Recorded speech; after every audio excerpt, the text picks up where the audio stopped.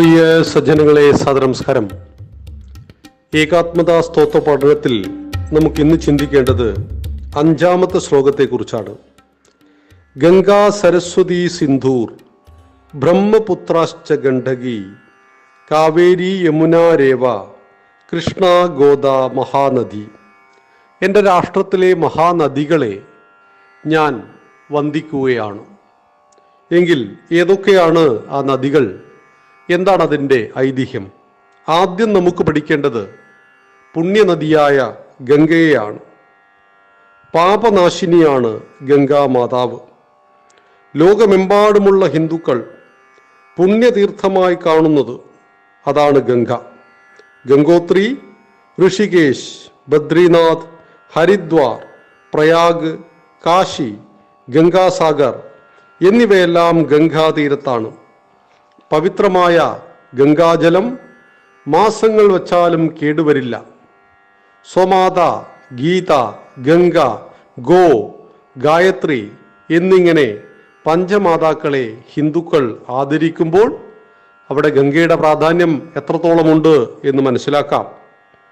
ഹിമാലയത്തിലെ ഗംഗോത്രിയിൽ നിന്ന് ഉത്ഭവിച്ച് ബംഗാളിലെ ഗംഗാസാഗരം വരെ 2500 കിലോമീറ്റർ നീളത്തിലൊഴുകുന്ന ഭാരതത്തിലെ ഏറ്റവും വലിയ നദിയാണ് ഗംഗ. ഗംഗയ്ക്ക് യമുന, ഗണ്ഡകി, അളകനന്ദ, മന്ദാകിനി തുടങ്ങിയ പോഷക നദികളുണ്ട്. ഗംഗയുടെ പ്രാധാന്യമുള്ള ചരിത്ര സ്ഥലമാണ് പാടലീപുത്രം. ഇത് ഗംഗാതീരത്താണ്. ഉത്തരാഖണ്ഡ്, ഉത്തർപ്രദേശ്, ബീഹാർ, ബംഗാൾ എന്നീ സംസ്ഥാനങ്ങളിലൂടെ 2500 കിലോമീറ്റർ നീളത്തിലൊഴുകി ഗംഗാസാഗരം ഇന്നത്തെ ബംഗാൾ ഉൾക്കടലിൽ വന്നു പതിക്കുന്ന പുണ്യനദിയാണ് ഗംഗ. ഹിമാലയത്തിൽ നിന്നും ഉത്ഭവിക്കുന്നു. ഗംഗയുടെ ഉത്ഭവത്തെക്കുറിച്ചുള്ള കഥ ഇങ്ങനെയാണ്. ഇക്ഷ്വാകു വംശത്തിലെ രാജാവ് സഗരൻ അദ്ദേഹം ഒരു അശ്വമേധയാഗം നടത്തി. അശ്വമേധയാഗം രാജാക്കന്മാർ നടത്താറുണ്ട്. കുതിരയെ തുറന്നുവിടും. ആ കുതിര ഏതെല്ലാം ദേശത്തിലൂടെ സഞ്ചരിക്കുന്നുവോ ആ നാട്ടിലെ രാജാക്കന്മാർ ഒന്നുകിൽ ഈ കുതിരയുടെ ഉടമസ്ഥനായ രാജാവിനോട് യുദ്ധം ചെയ്യണം, അല്ലെങ്കിൽ രാജാവിൻ്റെ മേൽക്കോയ്മയെ അംഗീകരിച്ച് കപ്പം നൽകണം. രണ്ടിലൊന്ന് ചെയ്യണം. ഇങ്ങനെ അശ്വമേധയാഗം നടത്തിയപ്പോൾ ഈ അശ്വം മുഴുവൻ സ്ഥലങ്ങളിലും സഞ്ചരിച്ചു. ആരും പിടിച്ചു കിട്ടിയില്ല. സഗരനാണ്. സഗരന് 60,000 മക്കളുണ്ട്. അപ്പോൾ ആർക്കും ധൈര്യമില്ല. ഒടുവിൽ ഈ അശ്വം പാതാളത്തിലെത്തി. ഈ പാതാളത്തിൽ ഒരു മുനി, കപിലമുനി, അദ്ദേഹം സ്വൈരമായിട്ട് തപസ് ചെയ്യുകയായിരുന്നു. കുതിര അവിടെ പോയി ബഹളം ഉണ്ടാക്കിയപ്പോൾ കുതിരയെ അവിടെ പിടിച്ചു കെട്ടി. കുതിരയെ കാണാതെ സഗരൻ്റെ മക്കൾ ഭൂമി കുഴിക്കാൻ തുടങ്ങി. അങ്ങനെ സഗരൻ്റെ മക്കൾ കുഴിച്ചതുകൊണ്ട് സാഗരമുണ്ടായി എന്ന് നമ്മുടെ സങ്കല്പം. ഒടുവിൽ അവർ പാതാളത്തിലെത്തി. കപിലമുനിയുടെ ആശ്രമത്തിലെത്തി. തപസ് ചെയ്യുന്ന മുനിയെ കണ്ടു. അടുത്ത് തന്നെ കുതിരയെ ഒരു കയറ് കൊണ്ട് കെട്ടിയിരിക്കുന്നത് കണ്ടു. കോപിഷ്ഠരായ സഗരൻ്റെ മക്കൾ മുനിയെ അവഹേളിച്ചു. അതുപോലെ തന്നെ ചത്ത പാമ്പിനെ എടുത്തിട്ട് മുനിയുടെ കഴുത്തിലിട്ട് കൊടുത്തു. മുനി കണ്ണു തുറന്നപ്പോൾ ആശ്രമത്തിൽ ബഹളം വെക്കുന്ന ഒരു പറ്റം മക്കളെ കണ്ടു. മുഴുവൻ ആളുകളില്ല, ഒരു പറ്റം മക്കളെ കണ്ടു. അദ്ദേഹം തൃക്കണ്ണു തുറന്നു. ആ അഗ്നിയിൽ എല്ലാം ചുട്ടു ചാമ്പലായിപ്പോയി. തൻ്റെ മക്കളെയും കുതിരയെയും കാണാതെ സഗരൻ അന്വേഷിച്ചു വന്നപ്പോൾ ഒടുവിൽ പാതാളഭൂമിയിലെത്തുകയും അവിടെ ഈ അവസ്ഥ മനസ്സിലാക്കുകയും ചെയ്തു. തൻ്റെ മക്കളെല്ലാം വെണ്ണീറായി പോയിരിക്കുന്നു. അവർക്ക് ശാപമോക്ഷത്തിനു വേണ്ടി മുനിയുടെ കാൽക്കീഴിൽ വീണിട്ട് അഭ്യർത്ഥിച്ചു. മുനി പറഞ്ഞു, ദേവലോകത്തൊഴുകുന്ന ഗംഗയെ പാതാളത്തിൽ വരെ എത്തിക്കണം. ഭൂമിയിലൂടെ പാതാളത്തിൽ വരെ എത്തിച്ചാൽ നിങ്ങളുടെ മക്കൾക്ക് ശാപമോക്ഷം ലഭിക്കും. സഗരൻ പരിശ്രമിച്ചു, നടന്നില്ല. സഗരൻ്റെ ബാക്കിയുള്ള മക്കൾ പരിശ്രമിച്ചു, നടന്നില്ല. അങ്ങനെ അനേകം തലമുറകൾ കഴിഞ്ഞു. ആ ഇക്ഷ്വാകു വംശത്തിൽ ജനിച്ച ഭഗീരഥൻ തൻ്റെ പിതൃക്കൾക്ക് ശാപമോക്ഷം ലഭിക്കുവാൻ വേണ്ടി ഗംഗയെ തപസ് ചെയ്തു. ഗംഗാദേവി പ്രത്യക്ഷപ്പെട്ടു. ദേവിയോട് പറഞ്ഞു, മാതാവേ, എൻ്റെ കൂടെ വരണം, ഇതാണ് വിഷയം. ഗംഗ പറഞ്ഞു, ഞാൻ വരാം, പക്ഷേ മഹാവിഷ്ണുവിൻ്റെ സമ്മതം വേണം. മഹാവിഷ്ണുവിൻ്റെ പാദങ്ങളിലൂടെയാണ് ഞാൻ ഒഴുകുന്നത്. മഹാവിഷ്ണുവിനോട് സമ്മതം ചോദിക്കൂ. അദ്ദേഹം അനേക വർഷം മഹാവിഷ്ണുവിനെ തപസ് ചെയ്തു.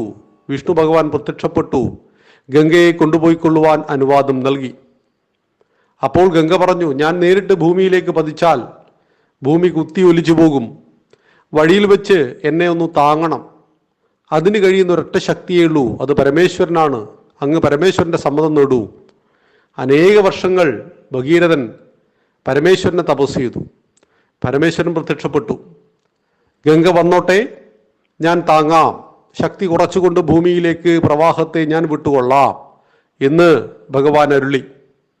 അങ്ങനെ ഗംഗ ഭൂമിയിലേക്ക് പതിക്കുവാൻ വേണ്ടി വിഷ്ണു ലോകത്തുനിന്ന് താഴേക്ക് പുറപ്പെട്ടു. താഴേക്ക് പുറപ്പെടുമ്പോൾ ഗംഗയ്ക്ക് അഹങ്കാരമുണ്ടായി. ഞാൻ സാക്ഷാൽ പരമേശ്വരനെ തന്നെ കുത്തിയൊലിപ്പിച്ചു കളയും. പക്ഷെ പരമേശ്വരൻ മനസ്സിലാക്കി, ആകാശം മുട്ടേ വളർന്ന ഭഗവാൻ തൻ്റെ ജടയിൽ ഗംഗയെ കുടുക്കിക്കളഞ്ഞു. ഗംഗ വിഷ്ണുപദത്തിൽ നിന്നും താഴേക്ക് പതിച്ചു. പക്ഷേ ശിവന്റെ മുടിയിൽ അത് കുടുങ്ങിപ്പോയി. ഭഗവാൻ ധ്യാനത്തിലിരിക്കുകയും ചെയ്തു. രക്ഷയില്ല. വീണ്ടും ഭഗീരഥൻ അനേക ദിവസങ്ങൾ തപസ് ചെയ്തു പരമേശ്വരനോട് കാര്യങ്ങൾ പറഞ്ഞു. പരമേശ്വരൻ തൻ്റെ ജടയിൽ നിന്നും അല്പമായിട്ട് ഗംഗയെ പുറത്തേക്ക് വിട്ടു.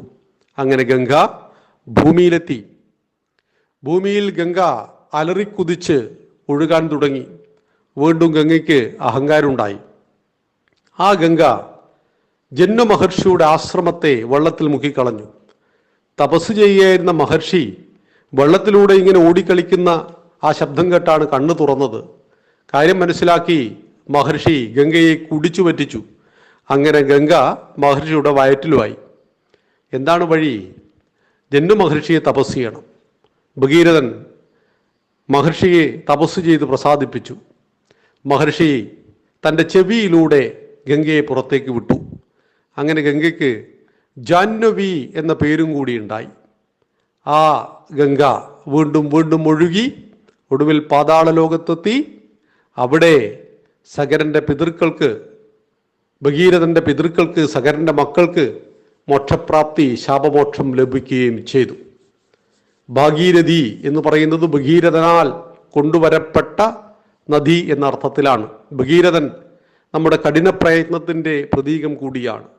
ഒരുപാട് പ്രയത്നം വേണ്ട സന്ദർഭങ്ങളിൽ നമ്മൾ പറയാറുണ്ട് ഭഗീരഥ പ്രയത്നം എന്നൊക്കെ. അപ്പം ഭഗീരഥന്റെ ജീവിതമാണ് ഗംഗയുടെ കഥയുമായി ബന്ധപ്പെട്ടത് എന്ന് സജ്ജനങ്ങൾ അറിയുക. ഗംഗയെക്കുറിച്ച് നമ്മൾ ഇന്ന് പഠിച്ചു. സരസ്വതി നദിയെക്കുറിച്ചും മറ്റു നദികളെക്കുറിച്ചും നമുക്ക് നാളെ ചർച്ച ചെയ്യാം. നന്ദി, നമസ്കാരം. വന്ദേ മാതരം.